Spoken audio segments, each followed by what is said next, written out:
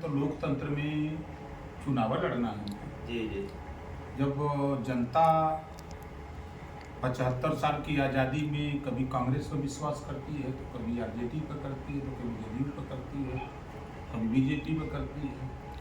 लेकिन जो मूलभूत समस्या है, जनता को या समाज, प्रदेश, देश तभी तरक्की करेगा जब उसमें शिक्षा। आज भारत का एक स्टेट है तेलंगाना।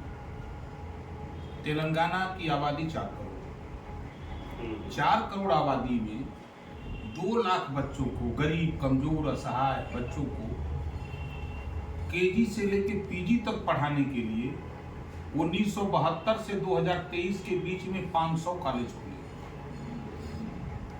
2 लाख बच्चों को हर साल डॉक्टर, मास्टर, इंजीनियर, कलेक्टर बनाने की शिक्षा निःशुल्क, छात्रावास निःशुल्क, भोजन निःशुल्क, सारी व्यवस्था निःशुल्क दे करके अगर तेलंगाना सरकार ये काम कर रही है, तो ये सरकार, बिहार सरकार क्यों नहीं कर सकती? बिहार में तो सर केवल जाति की बात हो रही है, धर्म की बात हो रही है, धर्म ग्रंथों की बात हो रही है, विकास का कहाँ कोई चर्चा कर रहा है?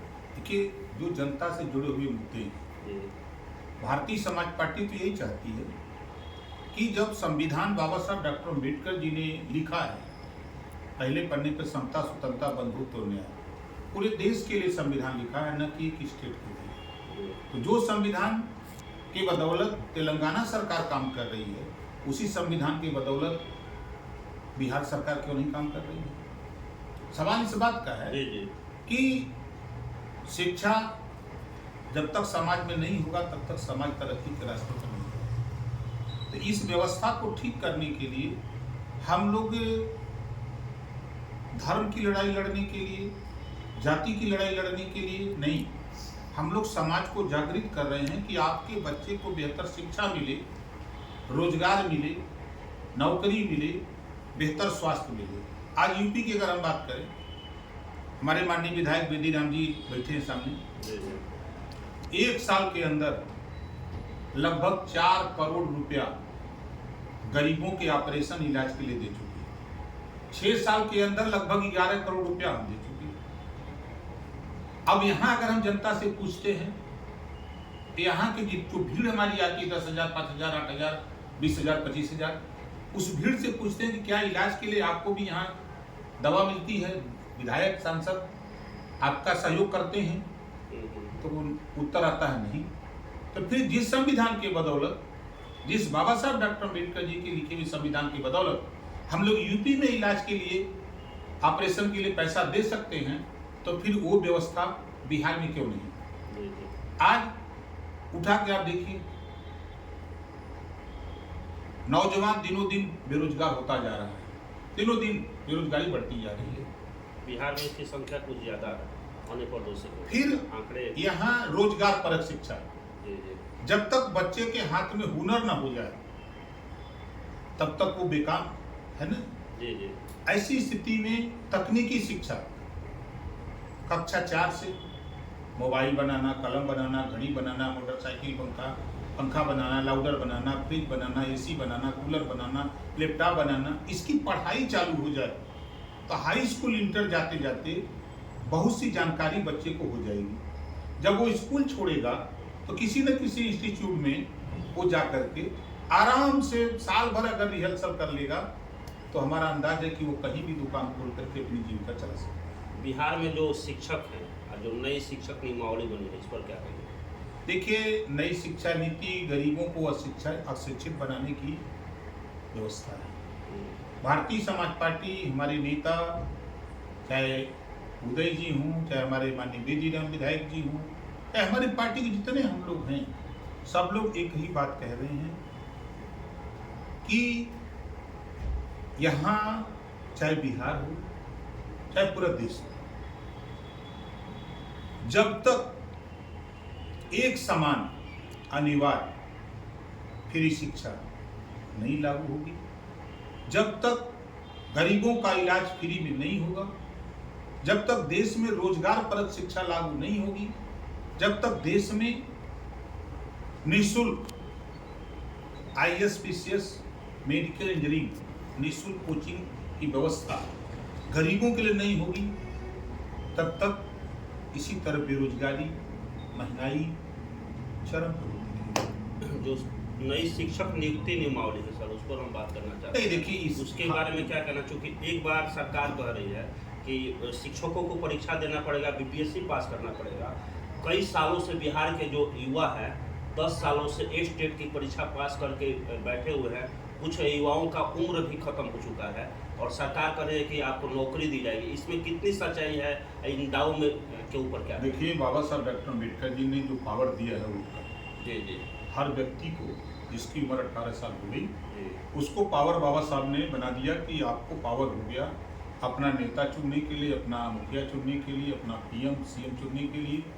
जब टाइम आता है तो यही नौजवान न शिक्षा की बात सोचता है, न रोजगार की बात सोचता है, न महंगाई की बात सोचता है।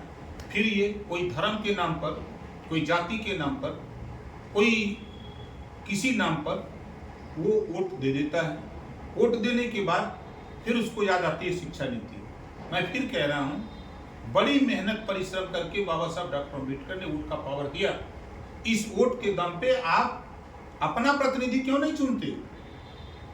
प्रतिनिधि ऐसा चुनो कि जो सदन में जा करके ये बात बोले कि जब बीएड एमए करने वाला बच्चा डिग्री हासिल करने वाला बच्चा उसको सुपर टेट की परीक्षा देना है तो ये देना है, तो फिर विधायक और सांसद चुनने के लिए उनकी भी परीक्षा क्यों नहीं होती है? सही बात है ना? उनकी भी परीक्षा, जिस तरह आईएएस पीसीएस, अब तो सरकार कानून ऐसा बना दिया, हम तो बड़ा ताज्जुब है सुन करके कि बिना परीक्षा के आईएएस और आईपीएस बना दिया गया। अगर बड़े नेता का बेटा बेटी है तो बन जाएगा, गरीब कमजोर का बेटा बेटी है तो नहीं बन पाएगा।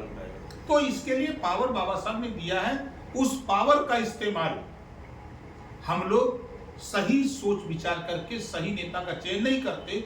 हम तो दावे के साथ कहता हूं कि हमारा एक सांसद जीत के जाए बिहार से, दिल्ली की पार्लियामेंट में जब वो खड़ा होगा यही बोलेगा कि अगर हमारे लिए शिक्षा नीति में बार बार आप बदलाव लाते हो तो सांसद और विधायक, एमएलसी और राज्यसभा के लिए उनकी भी परीक्षा के लिए व्यवस्था बनाओ।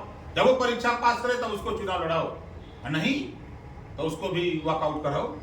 बिहार के जो मुख्यमंत्री जी हैं लगातार देश में भ्रमण कर रहे हैं और जो विपक्षी दल है उसको एकजुट कर रहे हैं और बोला जा रहा है कि पीएम के उम्मीदवार हैं और खुद मतलब कह रहे हैं कि हम प्रधानमंत्री पद के उम्मीदवार हैं। कई जगह कह भी रहे हैं, कई जगह मना भी कर रहे हैं। इसमें कितनी सच्चाई है और इसका भविष्य क्या होगा? देखिए, जो देश में प्रदेश में जो भ्रमण हो रहा है, जो गठबंधन बनाने की तैयारी हो कि अलग अलग स्टेटों में अलग अलग सिचुएशन। अब जैसे बिहार, नीतीश जी और तेजस्वी जी मिले, बेशक कोई दो राय नहीं, दोनों मिलकर के बड़ी ताकत पैदा की है, इसमें कोई दो राय नहीं। इसको अगर कोई इग्नोर करे वह हो सकता है उसका विचार, लेकिन मेरा जहां तक मानना है कि ये दोनों के मिलने से एक ताकत पैदा हुई है। लेकिन एक बड़ा वर्ग जो दोनों के चक्कर में दो पाटन के बीच में साबित बचा न हो, इन दोनों के चक्कर में, दोनों के कार्यकाल में बहुत से ऐसी जातियां हैं जो पिसी हैं, ना तो उनको शिक्षा मिली, ना रोजगार मिला, ना नौकरी मिला, ना कुछ मिला। तो ऐसी परिस्थिति में यहाँ एक तबका नाराज भी है और ताकत भी है, दोनों चीजें मैं कह रहा हूँ। अब यूपी चलिए, यूपी में नीतीश जी जाकर, अखिलेश जी आपके सपोर्ट कर रहे हैं, अखिलेश जी सपोर्ट कर रहे हैं, क्या कर लेंगे? यूपी में जिसके पास वोट है, यूपी में वोट तो मायावती जी के पास है, तो मायावती से गठबंधन करना चाहिए। अखिलेश, मायावती और नीतीश मिल जाए तो फिर वहां ताकत पैदा हो जाएगी, तब कुछ हो सकता है। लेकिन अब सोचिए कि ममता को गोलियां लीजिए, केसीआर को गोलियां लीजिए। ममता जी, केसीआर जी आकर के बिहार में कई वोट दिला देंगे? ममता जी, केसीआर जी, लालू जी जाकर के यूपी में कई वोट दिला देंगे? वोट वाले नेताओं से समझौता करिए, जैसे आपने यहाँ किया है उसी तरह वहां अखिलेश जी के साथ साथ मायावती जी से भी करिए, और जो पार्टियां हैं आपके समझ में आवे उनसे करिए, सबको साथ लेके चलिए। बिखरा हुआ समाज, वो कभी अबिखरा हुआ परिवार, कभी वो सिंहासन नहीं हासिल कर सकता। आपकी पार्टी जो है बिहार में यूपी से ज़्यादा रैली कर रही है, तो कितने सीटों पर तैयारी है और लोकसभा को लेकर क्या? देखिए, हम बिहार में 40 सीट पर तैयारी कर रहे हैं। जी जी। चाहे वो मधेपुरा हो, चाहे कटिहार का हो, चाहे सिवान का हो, चाहे सासाराम का हो, चाहे बेगूसराय का हो, चाहे आपका रोहतास का हो, चाहे और वो खगड़िया बिना का। गठबंधन के कैसे संभव होगा? अच्छा, ये बताइए, कल तक तो आप नहीं मानते थे कि भारतीय समाज पार्टी बिहार में है। आज ये बात मान रहे हैं ना कि भारतीय समाज पार्टी एक अपनी ताकत इकट्ठा कर रही है। जी। जहां हम जीरो थे वहां कम से कम दिखाई तो देने लगे, आज चर्चा में तो है ना। और बता तो रहा हूं कि बड़ी बड़ी पार्टियों को समझा दूंगा इस चुनाव में जो आ रहा है। हमारे 7 अक्टूबर को गांधी मैदान पटना तारीख तय कर दिए हैं। 7 अक्टूबर गांधी मैदान पटना, न भूतो न भविष्यो, वैसी न रैली हुई है न होगी। सिवान में जब आप रैली किए तो माले को काफी अपने ललकार लगाया, उसके बाद से माले के नेता आपके पार्टी के जो स्थानीय नेता हैं उनको जाकर डिस्टर्ब कर रहे हैं, बात कर रहे हैं, तरह तरह की मतलब यूँ कहिए तो धमकाया भी जा रहा है, इस पर क्या कहेगा? देखिए, एक कहावत है, जी धमकाइयाँ चमकाइयाँ न पाइयाँ तो भाग जाइयाँ। जी जी। ठीक है ना? ये धमकाने चमकाने वाले लोग अगर ये वास्तव में मर्द हैं, उस दिन भी कहा था, आज भी कह रहा हूं, अगर ये वास्तव में मर्द हैं तो ये उनकी शिक्षा के लिए लड़े, उनके बच्चों को रोजगार के लिए लड़ें, बच्चियों को अधिकार के लिए लड़ें। लोकसभा विधानसभा में आधी सीटें आबादी महिलाओं की है, उनको आधी आबादी के हिसाब से लोकसभा विधानसभा में आधी सीटें आरक्षित कराने के लिए लड़ें। महिलाओं की आधी आबादी है, तो जो नौकरी है, प्राइवेट हो चाहे सरकारी, आधी सीटें नौकरियों में आरक्षित करने की लड़ाई लड़ें। ये गरीबों के फ्री इलाज की लड़ाई लड़ें, रोजगार परक शिक्षा की लड़ाई लगे। मर्द है तब, अगर ये हिजड़ा है तो ये खाली नाचे जाके और ऐसा मारेंगे ना कि इधर से उधर भेल का भेल हो जाएगी। तो लोग तो कह रहे हैं कि ओम प्रकाश राजभर आके भाषण देके चले गए, लेकिन जो स्थानीय कार्यकर्ता है उनको भुगतना पड़ेगा। कुछ नहीं होगा, बड़े बड़े पहलवान हम देख चुके हैं, जी जी। हमारे पास धोबिया दाव है। चारों खाना चित कर देंगे। उत्तर प्रदेश के मुख्यमंत्री योगी आदित्यनाथ जी इनकाउंटर कर रहे हैं अपराधियों का, इसको लेके कुछ वर्ग मतलब उसकी सराहना भी कर रहा है, कुछ लोग विरोध भी कर रहे हैं, इस पर आपकी क्या प्रतिक्रिया? नहीं, देखिए, बाबा साहब डॉक्टर अंबेडकर जी की संविधान की बदौलत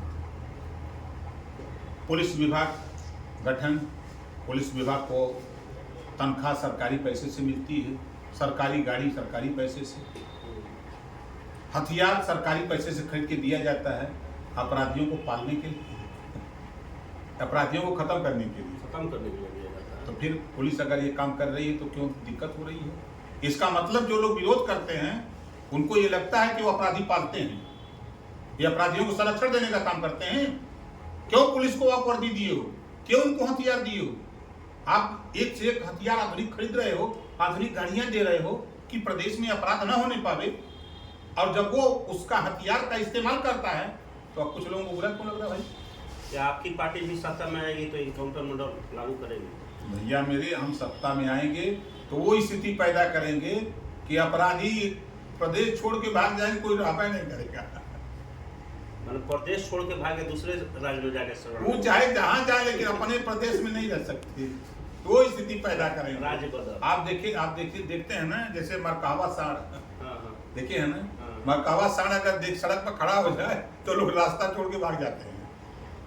आपके उत्तर प्रदेश में एक नेता हैं स्वामी प्रसाद मौर्य, वो आपको लेकर हम देख रहे थे, आपके पास आने से पहले आपका इंटरव्यू देख रहे थे 2-3 चैनलों पर, तो आपको बोल रहे हैं कि चलनी के मतलब 76 वो छेद वाला नेता, और बहुत मतलब अशब्द का प्रयोग किए हैं आप।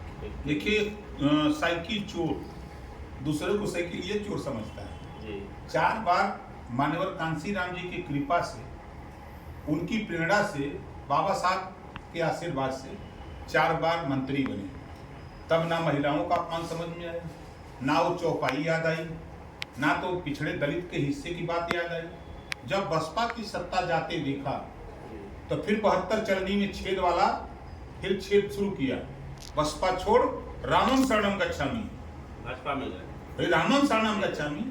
तुलसीकृत रामचरित मानस पर माला फूल चढ़ाया, कर्पूर अगरबत्ती दिखाया, बेटी को सांसद बनाया, खुद 5 साल मंत्री था। जब 69,000 शिक्षक भर्ती में घोटाला हुआ, जब ओम प्रकाश राजभर सदन में बोल रहा था तब मुस्कुरा रहे थे जैसे मंच पे नहीं नाचने वाली मुस्कुराती हैं, उसी तरह मुस्कुरा रहे थे सदन में बैठ के। 68,500 शिक्षक भर्ती में जब रिजर्वेशन वालों को शेड्यूल कास्ट बैकवर्ड रिजर्वेशन वालों को 5% छूट मिलती है, उस छूट न मिलने की वजह से 22 लाख बच्चे बेकार घूम रहे हैं। आज भी नियुक्ति पद खाली है। जब मैं बोल रहा था सदन में तो मंच पर जैसे नाचने वाली मुस्कुराती है उसी तरह मुस्कुरा रहे थे। ये तो हाल है। सामाजिक न्याय समिति की रिपोर्ट लागू करने के लिए हिम्मत नहीं पड़ी। मैं सदन में बोलता रहा, जब अकेले मिलता था कहा भैया आप बोलो, हम बोलेंगे तो नन्हे मंत्री पद छीन ली हैं, हमके तो हम बोले आप जो है समाज में जाके बाहर बोलोगे। सामाजिक न्याय समिति की रिपोर्ट लागू करने के लिए क्यों नहीं बोलते हो? मिनिस्टर हो, कैबिनेट में बोलो। तो कहा हमारे सरकार मंत्री पद चल जाएगी। अब उसके बाद देखिए बदलने वाला, सोचे कि अब 5 साल तक बीत गया, अब सरकार बदल सकती है, तो फिर अखिलेशम शरणम गच्छामि, अखिलेश की शरण में गए। अब बताओ एक भतरा कौन हुआ? लेकिन आपको भी बोल रहे थे कि वो भी भाजपा में कभी सपा में गए हैं, लगता है हम अपनी पार्टी से जाते हैं। जी। जो जिसके यहाँ गए हैं गुलामी करने, ये गुलाम नहीं है।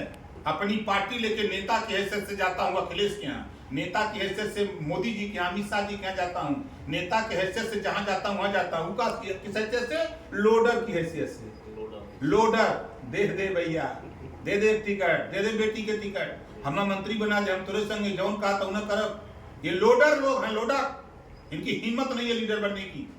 उस तरह से कुछ नेता बिहार में भी जो लगता है मतलब जाति धर्म और धार्मिक ग्रंथों की बात करते हैं। जैसे बिहार के शिक्षा मंत्री हैं, बिहार की शिक्षा व्यवस्था का हाल आप पूरा तरह से जानते हैं, लेकिन शिक्षा व्यवस्था पर वो बात नहीं करते हैं। यूनिवर्सिटियों का जो सत्र लेट है उस पर बात नहीं करते हैं। लगता है वो रामायण की चौपाइयों पर बात कर रहे हैं। इसको लेकर क्या? देखिए, जनता की मूलभूत समस्याओं को ध्यान भटकाने के लिए ये सब चीज होती है। आप उठा के देखिए, बाबा साहब डॉक्टर अम्बेडकर जी ने आज़ादी की लड़ाई किस बात की लड़ी? आज़ादी की लड़ाई जो राष्ट्रपिता महात्मा गांधी, चंद्रशेखर आजाद, भगत सिंह, बाबा साहब डॉक्टर अम्बेडकर, जो एक लड़ाई हुई और बाबा साहब ने संविधान जब लिखा तो सारी व्यवस्था को समाप्त करते हुए धर्मनिरपेक्षता की बात की कि सभी लोगों को अपने अपने धर्म में अपने हिसाब से, जो धर्म के हिसाब से मानने और रहने की व्यवस्था की बाबा साहब ने। तो फिर जब आप एमएलसी चुने जाते हो, एमपी मंत्री बनते हो, शपथ लेते हो कि हम संविधान के दायरे में रह के काम करेंगे, और संविधान के विरोध में क्यों जाते हो? फिर आप किसी के धर्म के खिलाफ क्यों बोलते हो? आप फिर छुआछूत की बात क्यों करते हो? आप अगर सदन में गए हो जनप्रतिनिधि बनकर, कहते आप कानून बना दो, महिलाओं का अपमान अगर हो रहा है तो आधी सीटें आरक्षित करो विधानसभा में, महिलाएं जीत के आएंगी, कानून बना लेंगी, तुम्हारे भरोसे नहीं रहेंगी। ये इससे ध्यान भटकाने के लिए ये सब ड्रामा करते हैं, ड्रामा पार्टी है सब। अच्छा, बिहार में अभी जो स्थानीय एमएलसी का चुनाव हुआ, शिक्षक निर्वाचन क्षेत्र और जो स्नातक क्षेत्र में चुनाव हुआ, उसमें एक चुनावी रणनीतिकार हैं, उनके समर्थन से सारण शिक्षक निर्वाचन से उनके उम्मीदवार की जीत हुई। और इस पर क्या कहिएगा, उनकी जो राजनीति में मतलब प्रवेश है कितना हद तक सफल होगा या असफल होगा आने वाले चुनाव में? देखिए, ऐसा है ना जी कि जिस हाल में सब बैठे हुए लोग एक विचारधारा के हों और एक नई विचारधारा लेके वहाँ कोई जाए तो सुनेगा कौन? वो सुनाएंगे किसको? बहुमत चाहिए ना। अगर 10 लोग हैं तो 6 रहेगा तब ना बहुमत होगा। अकेले आके बेचारे क्या करेंगे? वही हाल है कि चिल्लाएंगे, कोई सुनवे नहीं करेंगे। बिहार के लोगों से क्या अपील कीजिएगा? सबसे देखिए, हम बिहार के जो कार्यक्रम चला पूरे प्रदेश के, बिहार प्रदेश के जनता से हम अपील करेंगे कि आप नेताओं की गुलामी छोड़ो। कल तक अंग्रेजों की गुलामी थी तो वहाँ तो छोड़ करके आज़ादी ले लिया, अब आप नेताओं की गुलाम हो। नेताओं की गुलामी छोड़ो एक समान अनिवार्य फ्री शिक्षा के लिए लड़ो, फ्री इलाज के लिए लड़ो, फ्री बिजली। जब दिल्ली में, पंजाब में 300 यूनिट बिजली फ्री गरीबों को सबको मिल सकती है, तो फिर बिहार में को नहीं मिल सकती है? आज बिजली के बिल से सब लोग परेशान हैं। रोजगार के लिए लड़ो, आपके बच्चे को रोजगार कैसे मिले, बेहतर रोजगार कैसे मिले, नौकरी कैसे आपकी हिस्सेदारी मिले। इसके लिए हम बिहार की जनता से अपील करेंगे कि आप इसके लिए लड़िए। मैं नहीं कहता हूं कि आप मेरे साथ खड़े होइए, लेकिन इस लड़ाई को कौन लड़ रहा है? आप कांग्रेस को भी देख चुके, भाजपा को देख रहे हो, आरजेडी जदयू को देख चुके, देख रहे हो। आप देखो कौन धड़ल्ले से इस बात को बोल रहा है, तेरी बात कौन बोल रहा है, आप उसका साथ दो। यही हम बिहार की जनता से अपील करेंगे। और ये पटना के जिस अतिथि गृह में आप ठहरे हुए हैं, यहाँ की व्यवस्था से कितने खुश हैं? भैया देखिए, मैं अपनी पार्टी का राष्ट्रीय अध्यक्ष हूँ, पूर्व मंत्री हूँ, वर्तमान विधायक हूँ, और यहाँ की हालत ये है कि वीआईपी के लिए ये जैसे लगेज वाला वो लाज कहते हैं, वो लाज की तरह एक तो हाल दे दिए हैं, किसी में बैठो, ना तो पानी की व्यवस्था है, न चाय की व्यवस्था है, कोई व्यवस्था नहीं। वीआईपी कमरे में बंद हैं, सब कोई है नहीं, बंद है। ये भेदभाव है, इसी को भेदभाव कहते हैं, इसी को पिछड़ा, दलित, अल्पसंख्यक और सामान्य वर्ग कहते हैं। अगर कोई सामान्य वर्ग का होता तो काउंटर पर 4 हाथ लगाता, खट से ताली खट से मिल जाती। लेकिन जो सरकार में है तो वो तो पिछड़े वर्ग के नेता हैं, नीतीश कुमार। वो कहने देखिए, लेकर नाम नसीबों का, चूसा खून गरीबों का, ये नाम तो लेते हैं पिछड़ों का। अब बताओ, बेदी राम, ओम प्रकाश राजभर, उदय राजभर, हम लोग यहाँ 3 विधायक आए हुए हैं, आप देख लो। हम पार्टी के अपने राष्ट्रीय अध्यक्ष हैं, पूर्व मंत्री हैं, हम रहने की व्यवस्था यही है। अभी कोई आ जाए, किसी दल का हो, तो पट से जो है खुल जाएगा वीआईपी कक्ष। अगर यही भेदभाव यूपी में जाए, हमारी सरकार हो, अगर हम करें तो इनको कैसा लगेगा? यहाँ बिहार सरकार को कैसा लगेगा? तब तो कहेंगे कि यूपी सरकार गलत कर रही है। आप क्या कर रहे हो? वीआईपी को बैठा दिया हो, एक वो सिनेमा हॉल था, सिनेमा आप देखे थे, वो जैसे कि शौचालय में लाकर खड़ा कर दिए। न शौचालय टूट गया, पता नहीं वो शौचालय कहाँ भी जाएगा, न पानी आ रहा है इसमें। हम तो यहाँ के जिलाधिकारी को क्या कहें? कल का हमने संदेश फोटो कॉल भिजवाया है और यहाँ डब्बा दे दिया, किसी डब्बे में बैठ के मजाक करते हैं। तो इसको लेकर आपने कहीं शिकायत किया है अभी तक या नहीं? ना फोन में नहीं उठाना, डीएम उठा रहा है, एसडीएम उठा रहा है, ना एडीएम उठा रहा है। मैंने प्रयास किया मिलाया फोन, जो है का नाम है तेजस्वी को मिलाने की कोशिश किया, मैं नीतीश जी को फोन मिलाने की कोशिश किया, मैंने यहाँ के प्रमुख सचिव को मिलाने की कोशिश, कोई फोन नहीं उठा रहा है। इतने मतलब कारगर लोग हैं बिहार के अधिकारी, और कोई फोन नहीं उठा रहा है। फोन नहीं उठा रहा। क्या लगता है कि आपके साथ सोची समझी कहीं रणनीति के? देखिए, जो यहाँ के वंचित शोषित पीड़ित को मैं जगा रहा हूँ, इससे लोग भयभीत हो गए हैं कि राजभर जी के साथ ऐसा करो कि छोड़ के भाग जाए। लेकिन ओम प्रकाश राजभर ऐसे हैं कि सड़क पर सो करके आंदोलन करूंगा। हम बाबा साहब डॉक्टर अम्बेडकर के अनुयायी हैं। पानी नहीं पी सकते थे तब भी आंदोलन किया, कुएं पर नहीं चढ़ सकते थे तब भी आंदोलन किया, जो सलूक भी स्कूल में कमरे में नहीं जाकर पढ़ सकते थे तब भी बाबा साहब ने पढ़ा। तो हम चाहे नीतीश जी हों, चाहे तेजस्वी जी हों, चाहे इस बिहार सरकार से चाहे जितना करना हो कर लें, लेकिन ओम प्रकाश राजभर आंदोलन करूंगा। पिछड़े, दलित, वंचित, शोषित, पीड़ित लोगों को जगाऊंगा और लड़ाई तो मानूंगा नहीं। सबसे अंत में पत्ता साफ कर दीजिए, जाइएगा किधर?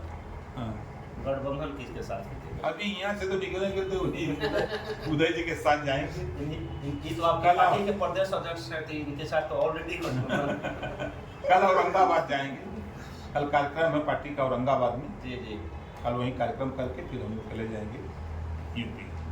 मैंने लोग काफ़ी मतलब आपके गठबंधन को लेकर उत्सुक है कि कहाँ जाएंगे और कितने सीटों पर आप लड़िएगा। तो आप तो 40 सीट बोल दिए। 40 पर हम तैयारी कर रहे हैं। जी जी, जब तक हम अपनी तैयारी नहीं करेंगे, कल तक तो हमारी गिनती नहीं थी, कल तक आप भी नहीं जानते थे कि पार्टी कहाँ है, कैसे है। लेकिन गांधी मैदान पटना से जब से हम लोग कार्यक्रम किए हैं और इधर जिलेवार जब तक हम लोग कार्यक्रम चला रहे हैं, एक हलचल बढ़ी है, लोगों में जागरूकता पैदा आई है। कोई कहीं गुमराह करके रोका है, कहीं गुमराह करके रोका है। हिस्सेदारी आज़ादी के 75 साल में दुर्भाग्य है कि आज तक राजभर का बेटा विधानसभा के अंदर नहीं आया।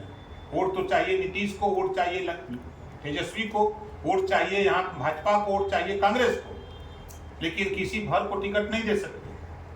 वोट चाहिए किसी नाई गोण पाल प्रजापति को नहीं दे सकते, किसी कुम्हार लोहार को नहीं दे सकते, आरकर बंसी बंजारा बहलिया खन्ना को नहीं दे सकते, जुल्हा दुनिया सारी साईं दर्जी फकीर को नहीं दे सकते।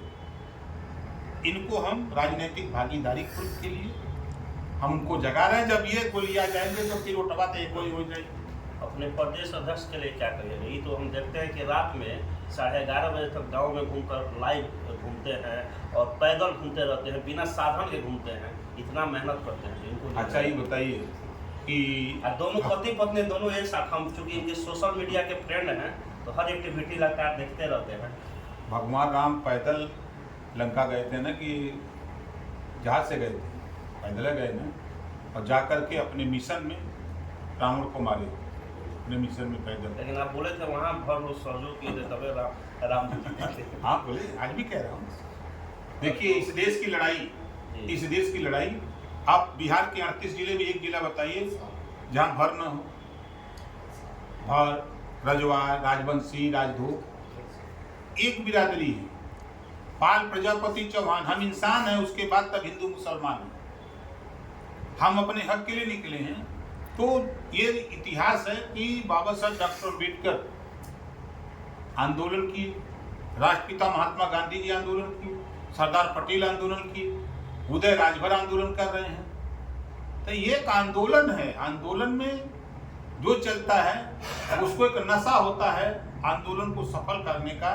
ना उसको रात दिखाई देती है, ना दिन दिखाई देता है, उसको सिर्फ एक लक्ष्य दिखाई देता है कि हमको मंजिल पे जाना है। उस मंजिल पाने के लिए हमारा प्रदेश अध्यक्ष, दोनों प्रदेश अध्यक्ष रात दिन लगे हुए हैं और सफलता मिलेगी, गारंटी के साथ कह रहा हूँ मिलेगी। बहुत बहुत धन्यवाद। ये थे हमारे